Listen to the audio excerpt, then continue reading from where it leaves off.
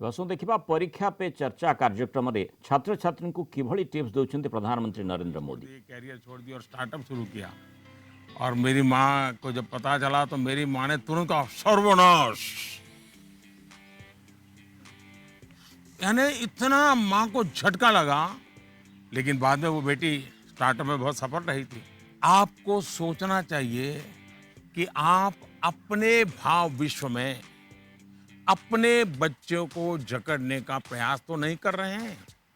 और इसलिए आपका परिवार, आपकी परंपराएं, उसमें मूलभूत मूल्यों को कैसे जोड़ दें, हमें आइडेंटिफाई करना चाहिए। जैसे हमारे यहाँ कहा जाता है, जन सेवा ही प्रभु सेवा है। ये हमारे शास्त्रों में मूल्य के रूप में है। लेकिन आपके घर में पूजा पाठ तो बहुत होती है। दुनिया को दिखता है कि आप बहुत धार्मिक हैं, रिचुअल से भरा जीवन है, लेकिन आप जनसेवा में कहीं नजर नहीं आते हैं। अब जब आपकी संतान यह विरोधाभास देखती हैं तो उसके मन में कॉन्फ्लिक्ट शुरू हो जाता है, सवाल खड़े हो जाते हैं। और सवाल उठना स्वाभाविक में है। उसी प्रकार से भी हमारे मूल्य हैं कि जीव मात्र से परमात्मा का वास है। उसी प्रकार से हम सबकी मान्यता है और हमें यह सिखाया गया है, हमारे जीवन मूल्य के रूप में प्रस्थापित हो चुका है। और हमारी सोच है कि जीव मात्र में परमात्मा का वास है। लेकिन आपके घर में जो काम करने आते हैं, झाड़ू पोछा लगाने आते हैं, लिफ्ट चलाने वाला होता है, आपको स्कूल में छोड़ने वाला ऑटो रिक्शा ड्राइवर है, क्या कभी आपने उनसे उनके सुख दुख की चिंता और चर्चा की है? क्या कभी आपने पूछा वे आपके परिवार में तो किसी को कोरोना नहीं हुआ है ना? आपके परिवार के तो सब सुखी है ना? आप जिस गांव से आए हो उस गांव में तो सब ठीक है ना? क्या आपने कभी पूछा है? अगर आप ऐसा करते तो आपको अपने बच्चे को मूल्य नहीं सिखाने पड़ते। मैं आप पर सवाल नहीं खड़े कर रहा, एक सामान्य व्यवहार की बात कर रहा। कुछ लोग वाकई ऐसा नहीं करते। बच्चे का बर्थडे होता है, बहुत सारी तैयारियां होती हैं। कितने लोग अपने घर में काम करने वालों से कहते हैं कि जो भी काम करना है 5 बजे तक पूरा कर दो, 6 बजे जब मेहमान आना शुरू हो जाएंगे तब तुम भी हमारे परिवार के मेहमान के रूप में कपड़े पहन करके, अच्छे कपड़े पहन करके परिवार के सबको लेकर के आ जाना। आप देखिए, आप उनसे क्या कहते हैं? आज घर में बहुत से मेहमान जाने वाले हैं, देर तक रुकना पड़ेगा। आप ऐसा कहने के बजाय क्या कहते हैं?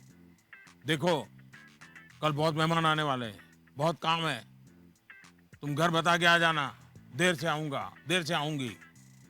यानी आपका बच्चा देख रहा है कि इतना बड़ा उत्सव है घर में, लेकिन वो जो मेरे लिए मेहनत करते हैं दिन रात, वो तो इसमें हिस्सेदार ही नहीं है। और तभी उस बच्चे के मन में टकराव शुरू होता है। मैं आपको एक और उदाहरण देता हूं। हम कहते हैं बेटा बेटी एक समान, ये मूल्य है हमारे यहां देव रूप की जो कल्पना की गई है, उसमें स्त्री भगवान का उतना ही महत्व है। लेकिन हमारे घर के वातावरण में बेटे और बेटी के बीच जाने अनजाने में जो ट्रीटमेंट किया जाता है, उसमें असमानता होती है। उसके बाद जब वही बेटा समाज जीवन में जाता है तो उसके द्वारा नारी समानता में कुछ न कुछ कमी की संभावना बन ही जाती है।